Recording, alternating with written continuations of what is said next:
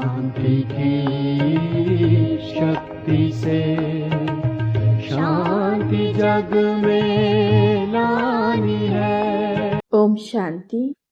आज की मुरली है 17 जनवरी 2026 की। मीठे बच्चे, जब यह भारत स्वर्ग था तब तुम घोर सोचने में थे। अभी अंधियारा है, फिर सोचने में चलो। प्रश्न: बाप अपने बच्चों को कौन सी एक कहानी सुनाने आए हैं? उत्तर: बाबा कहते, मीठे बच्चे, मैं तुम्हें 84 जन्मों की कहानी सुनाता हूँ। तुम जब पहले जन्म में थे तो एक ही देवी देवता धर्म था। फिर तुमने ही 2 युग के बाद बड़े बड़े मंदिर बनाए हैं, भक्ति शुरू की है। अभी तुम्हारा यह अंत के भी अंत का जन्म है। तुमने पुकारा, दुख हरता सुख करता आओ, अब मैं आया हूँ।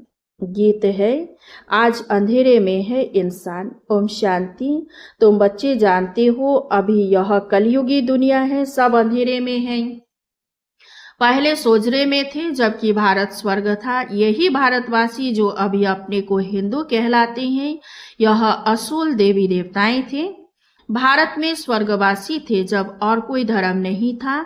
एक ही धर्म था, स्वर्ग, वैकुंठ, बहिष्ठ, हेवन, यह सब इस भारत के नाम थे।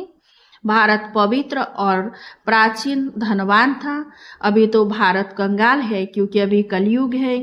तुम जानते हो, हम अंधियारे में हैं। जब स्वर्ग में थे तो सोजरे में थे। स्वर्ग के राज राजेश्वर, राज राजेश्वरी श्री लक्ष्मी नारायण थे। उसको शुभधाम कहा जाता है। बाप से ही तुमको स्वर्ग का वर्षा लेना है, जिसको जीवन मुक्ति कहा जाता है।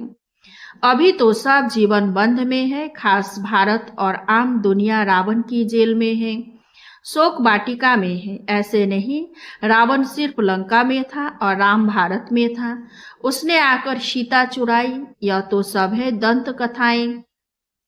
गीता है मुख्य। सर्वशास्त्रों में शिरोमणि श्रीमत अर्थात भगवान की सुनाई हुई है। भारत में मनुष्य तो कोई की सदगति कर नहीं सकते। सतयुग में थे जीवन मुक्त देवी देवताएं, जिन्होंने यह वर्षा कलयुग अंत में पाया था।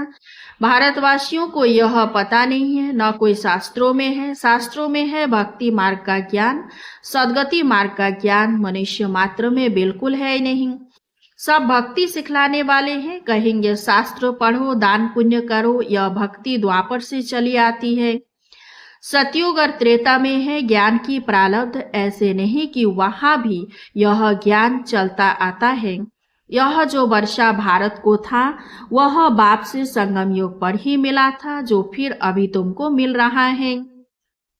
भारतवासी जब नरकवासी बेहद दुखी बन जाते हैं, तब पुकारते हैं, हे पतित पावन, दुख हरता सुख करता। किसका? सर्व का, क्योंकि भारत खास, दुनिया आम, सब में 5 विकार हैं। बाप है पतित पावन। बाप कहते हैं, मैं कल्प कल्प कल्प के संगम पर आता हूँ, सर्व का सदगति दाता बनता हूँ। अहिलाएं, गणिकाएं और जो गुरु लोग हैं, उन सब का उद्धार मुझे ही करना पड़ता है, क्योंकि यह तो है ही पतित दुनिया। पावन दुनिया सतयुग को कहा जाता है। भारत में इन लक्ष्मी नारायण का राज्य था। भारतवासी यह नहीं जानते कि यह स्वर्ग के मालिक थे। भारत खंड माना झूठ खंड, पावन खंड माना सच खंड। भारत पावन खंड था। यह भारत है अविनाशी खंड, जो कभी विनाश नहीं होता है। जब इनका लक्ष्मी नारायण का राज्य था तो और कोई खंड थे नहीं, वह सभी बाद में आते हैं। मनुष्यों ने तो कल्प लाखों वर्ष का लिख दिया है। बाप कहते हैं कल्प की आयु 5000 वर्ष है। वह फिर कह देते मनुष्य 84 लाख जन्म लेते हैं। मनुष्य को कुत्ता, बिल्ली, गाधा आदि सब बना दिया है, परंतु कुत्ते बिल्ली का जन्म अलग है। 84 लाख वैरायटी है। मनुष्यों की तो वैरायटी एक ही है, उनके ही 84 जन्म है। बाप कहते हैं भारतवासी अपने धर्म को ड्रामा प्लान अनुसार भूल गए हैं। कलयुग अंत में बिल्कुल ही पतित बन पड़े हैं। फिर बाप संगम पर आकर पावन बनाते हैं। इसको कहा जाता है दुख धाम। फिर भारत सुख धाम होगा। बाप कहते हैं, हे बच्चों, तुम भारतवासी स्वर्गवासी थे, फिर तुम 84 जन्मों की सीढ़ी उतरते हो। सतों से रज्जु तमों में जरूर आना है। तुम देवताओं जैसा धनवान, ever happy, ever healthy wealthy कोई नहीं होता। भारत कितना साहूकार था, हीरे जवाहर तो पत्थरों में शल थे। 2 युग बाद भक्ति मार्ग में इतने बड़े बड़े मंदिर बनाते हैं, वह भी कितने भारी मंदिर बनाए। सोमनाथ का मंदिर बड़े से बड़ा था, सिर्फ एक मंदिर तो नहीं होगा ना, और भी राजाओं के मंदिर थे, कितना लूट कर ले गए हैं। बाप तुम बच्चों को स्मृति दिलाते हैं, तुमको कितना साहूकार बनाया था। तुम सर्वगुण संपन्न 16 कला संपूर्ण थे, यथा महाराजा महारानी। उन्हों को भगवान भगवती भी कह सकते हैं, परंतु बाप ने समझाया है भगवान एक है, वह बाप है। सिर्फ ईश्वर व प्रभु कहने से भी याद नहीं आता कि वह सभी आत्माओं का बाप है।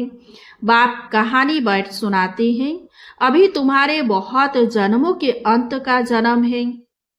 एक की बात नहीं है, न कोई युद्ध का मैदान आदि है। भारतवासी यह भूल गए कि उन्हों का राज्य था, सतयुग की आयु लंबी कर देने से बहुत दूर ले गए हैं। बाप आकर समझाते हैं, मनुष्य को भगवान नहीं कह सकते, मनुष्य किसी की सदगति नहीं कर सकते।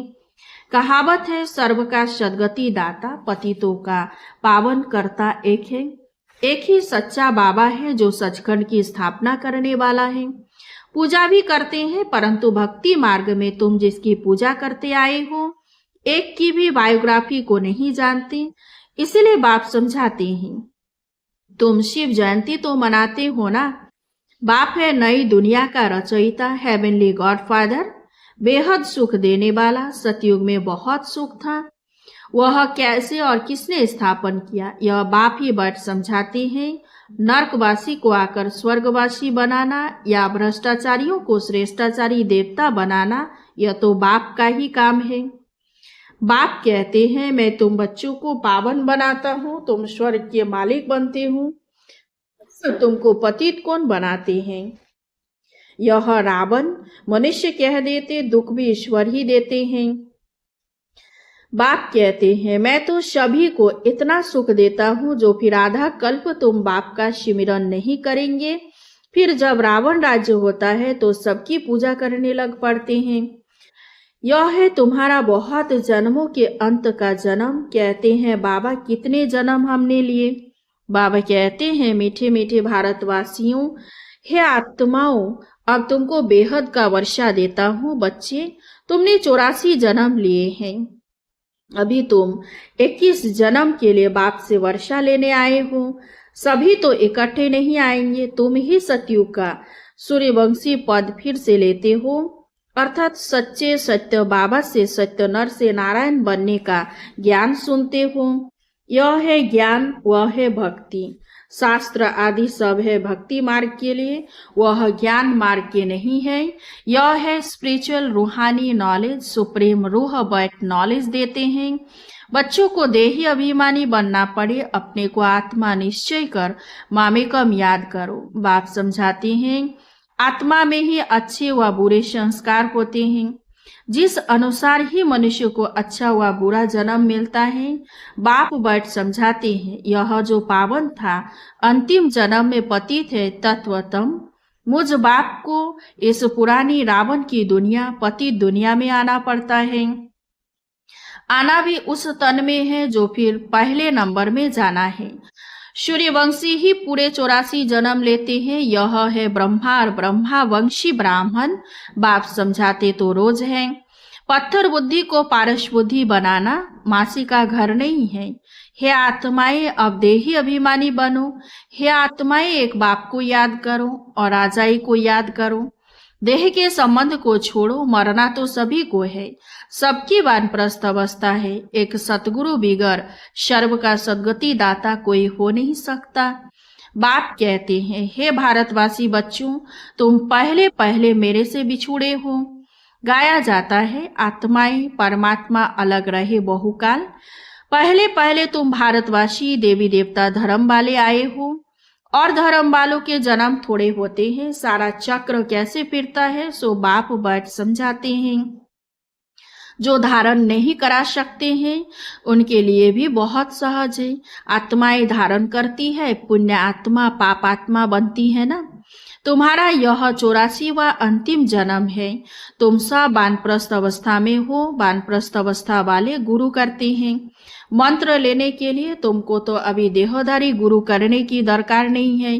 तुम सबका मैं बाप टीचर गुरु हूँ। मुझे कहते भी हो हे पतित पावन शिव बाबा, अभी स्मृति आई है। सब आत्माओं का बाप है। आत्मा सत्य है, चैतन्य है, क्योंकि अमर है। सभी आत्माओं में पार्ट भरा हुआ है। बाप भी सत्य चैतन्य है। वह मनुष्य सृष्टि का बीज रूप होने कारण कहते हैं मैं सारे झाड़ के आदि मध्य अंत को जानता हूँ, इसीलिए मुझे नॉलेजफुल कहा जाता है। तुमको भी सारी नॉलेज है बीज से झाड़ कैसे निकलता है। झाड़ बढ़ने में टाइम लगता है ना। बाप कहते हैं मैं बीज रूप हूँ। अंत में सारा झाड़ जर्जरीभूत अवस्था को पा लेता है।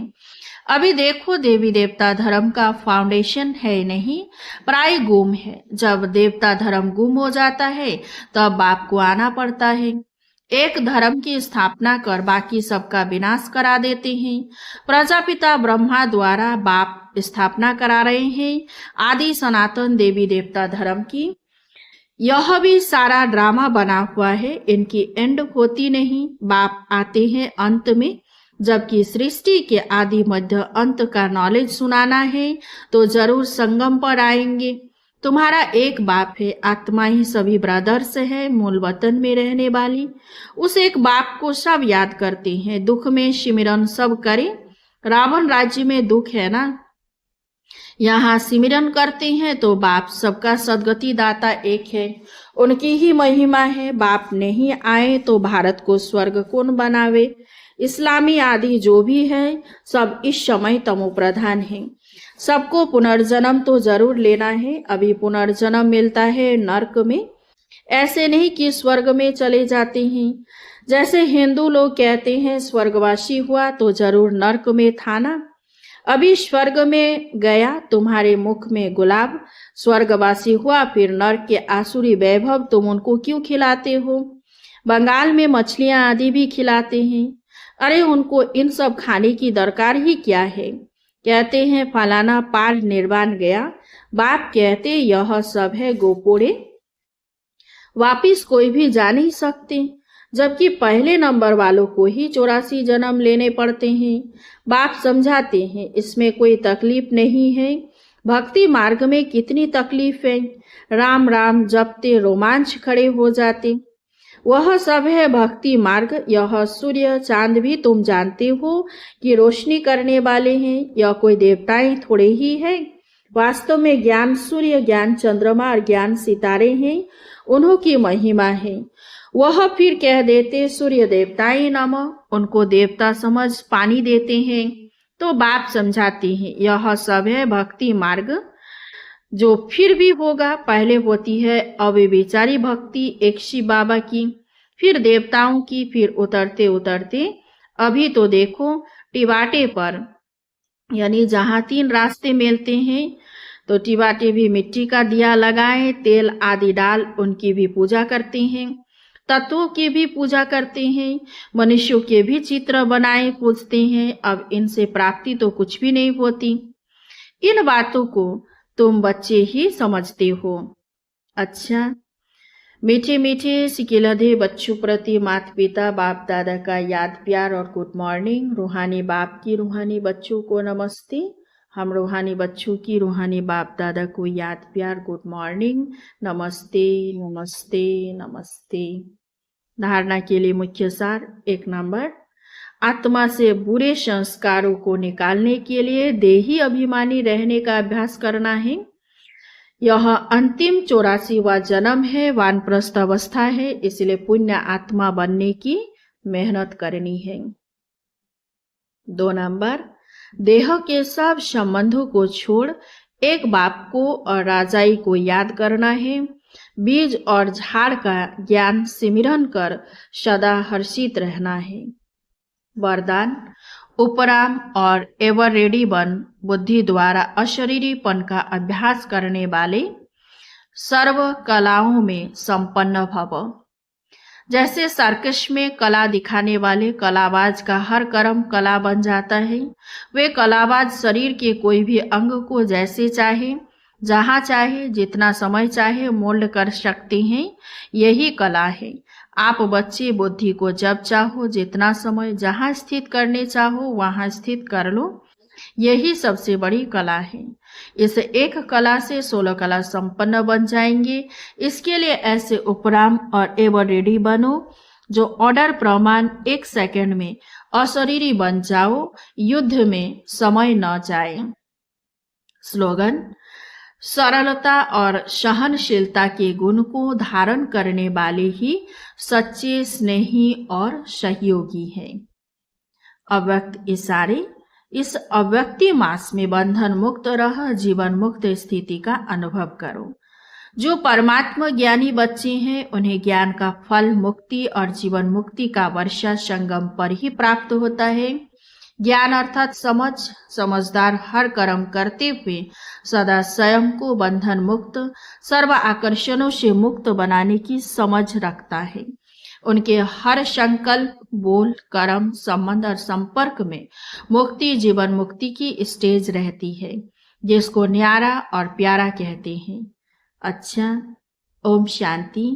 इस चैनल को सब्सक्राइब कीजिए, लाइक कीजिए, कमेंट कीजिए और शेयर कीजिए। शांति की शक्ति से शांति जग में